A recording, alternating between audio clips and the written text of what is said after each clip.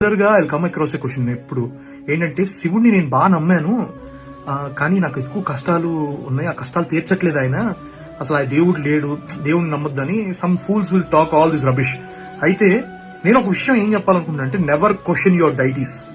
ఎందుకంటే మీ దేవుళ్ళని మీరు ఎప్పుడు క్వశ్చన్ చేయొద్దు. ఎందుకు చెప్పినా అవి నీ పూర్వజన్మ కర్మలు, ఈ జన్మ కర్మలు, నువ్వు చేసిన పాపాల వల్ల భగవద్గీతలో చెప్పినట్టు నీ పాపాలు, నువ్వు చేసిన పనులు మాత్రమే నీ కర్మలకు కారణం, కృష్ణుడు చెప్పినట్టు.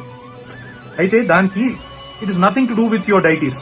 అయితే శివుడిని అత్యంత ప్రీతికరంగా కొలిచేవాళ్ళు బాధపడుతుంటే అంటే శివుడు ఎమోషనల్ అవుతాడంట.